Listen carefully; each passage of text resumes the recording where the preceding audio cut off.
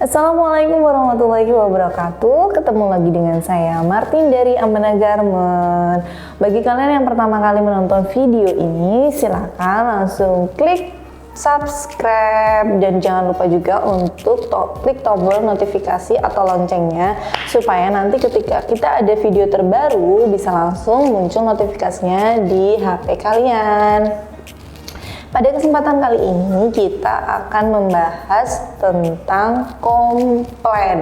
Tentu kalian sudah familiar sekali ya dengan apa itu komplain. Pada dasarnya komplain itu sendiri itu ada beberapa jenisnya ya. Tapi kalau untuk perusahaan pasti itu ada komplain. Jadi nggak mungkin ada perusahaan tanpa komplain. Karena komplain itu seperti nyawa ya bagi perusahaan. Salah satu ciri khas perusahaan yang baik adalah perusahaan yang minim komplain atau tidak banyak komplain. Kalau perusahaannya itu banyak sekali komplain, itu tandanya atau menandakan bahwa perusahaan Anda perlu perbaikan. Dalam suatu perusahaan itu biasanya ada bagian sendiri yang mengatasi komplain. Tapi ada juga yang memang dia dari karyawannya langsung yang mengatasi komplain. Nanti kita akan bahas di selanjutnya, tapi sebelumnya kita harus tahu dulu bahwa apa sih itu komplain. Jadi definisi komplain itu sendiri adalah rasa ketidakpuasan dari pelanggan kepada perusahaan, kepada jasa atau kepada produk yang sudah dia terima. Ketika memang tidak sesuai dengan harapannya, biasanya dia itu memberikan komplain atau menyampaikan rasa ketidakpuasannya, baik itu secara lisan, tulisan maupun suara. Jadi dia itu komplainnya itu bisa berupa telepon langsung atau komen di Instagram atau DM atau kirimkan WA atau telepon langsung, bahkan ada yang secara langsung datang ke perusahaan yang bersangkutan. Jadi kalau yang untuk online nih, kalau misalnya untuk yang chat atau telepon itu masih bisa kita handle ya, maksudnya tidak terlalu menyeramkan gitu. Tapi kalau misalnya yang datang ke pabrik, coba kalian bayangkan.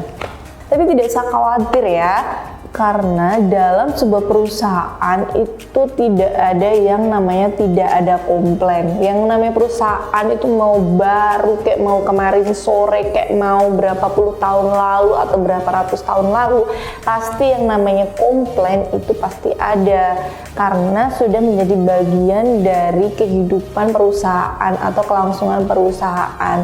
Yang harus kita tahu adalah komplain itu dijadikan evaluasi untuk perbaikan atau kemajuan perusahaan kita. Seperti itu teman-teman. Sudah tahu ya untuk definisi komplain itu sendiri seperti apa. Nah sekarang kita masuk kepada tahapan untuk mengatasi atau melayani komplain.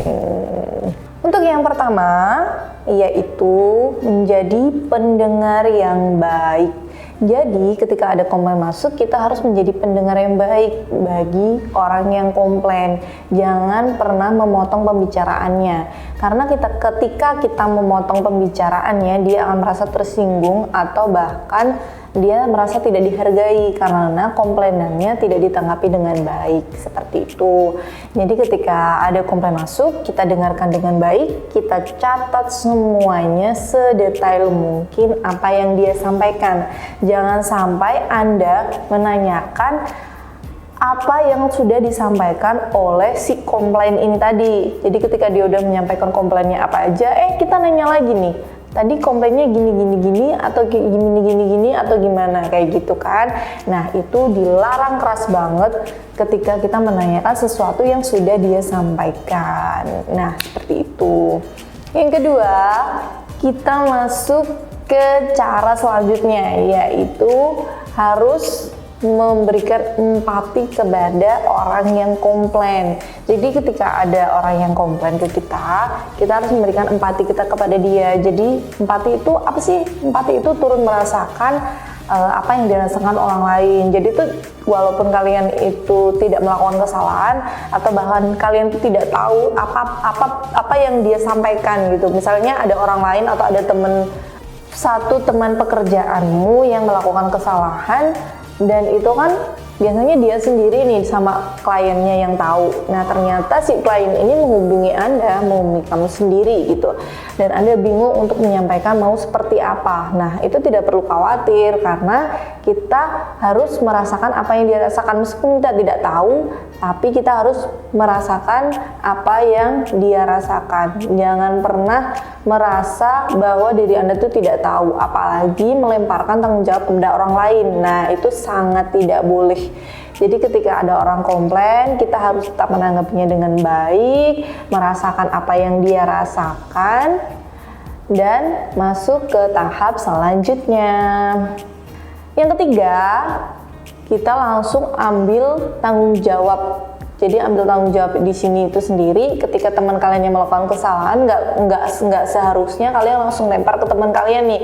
Ini kan kamu yang buat masalah nih, kayak gitu. Nah, karena ini demi kelangsungan perusahaan, ada baiknya bahwa Anda harus menyelesaikan permasalahan Anda atau permasalahan klien itu di Anda. Jadi saling support, tanyakan kepada rekan kemarin permasalahannya seperti apa, dan berikan dan bertanggung jawablah untuk menyelesaikan apa yang dia sampaikan kepada Anda, seperti itu. Oke, next yang keempat, jangan panik.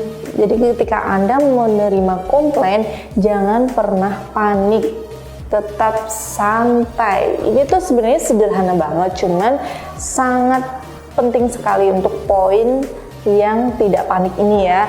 Jadi ketika Anda menerima komplain, jangan langsung panik, jadi langsung waduh gimana nih dia marah-marah nih kayak gitu. Jangan seperti itu ya. Jadi harus tetap tarik nafas, keluarkan, tarik nafas, keluarkan. Jangan ditahan 5 menit ya. Tarik nafas, keluarkan, kemudian bicara dengan baik atau tanggapi dengan baik, jangan panik, dan tetap cool untuk melayani apa yang mau dia sampaikan. Oke, lanjut, kita masuk ke poin yang kelima. Jangan bersikap kaku atau bersikaplah yang luwes. Artinya gimana sih luwes itu? Luwes tuh gimana ya? Maksudnya tuh kalau misalnya kalian tuh mendapatkan komplain, tuh kalian jangan pernah grogi, karena kegrogian itu sendiri biasanya kalian tuh mengucapkan sesuatu yang nggak seharusnya kalian ucapkan kayak gitu, dan biasanya malah mempertegang suasana atau membuat suasana menjadi tidak nyaman baik di kalian maupun ke si yang komplain ini tadi.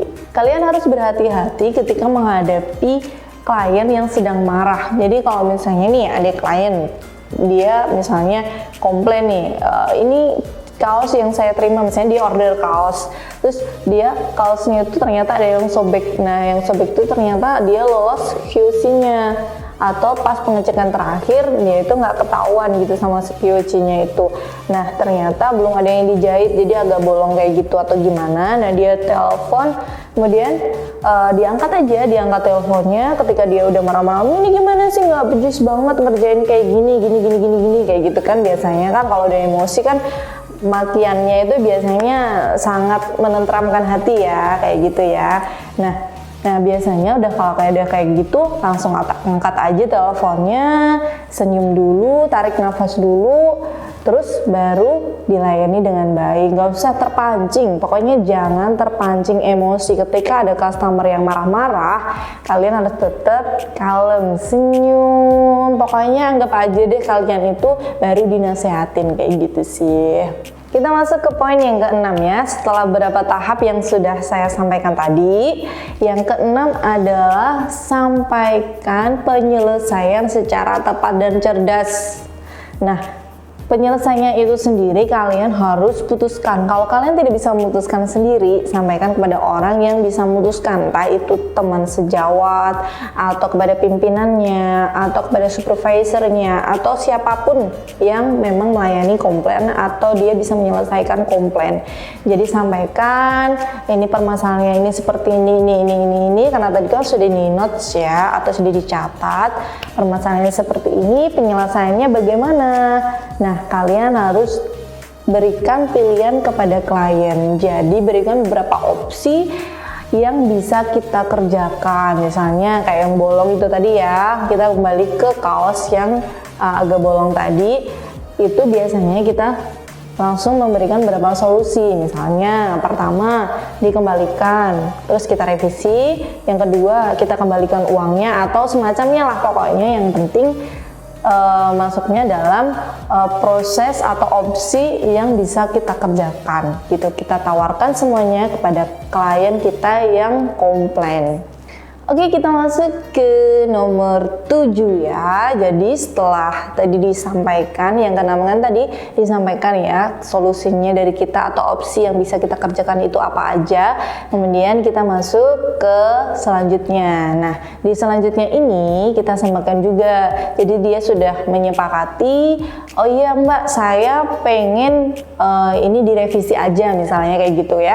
Direvisi. Nah, ketika dia minta direvisi, kita harus tetapkan nih solusinya, harus segera dikerjakan. Mau itu beresnya 1 jam, kalau misalnya paling cepat 1 jam, kerjakan 1 jam. Kalau misalnya paling cepatnya 1 hari, kerjakan dalam 1 hari.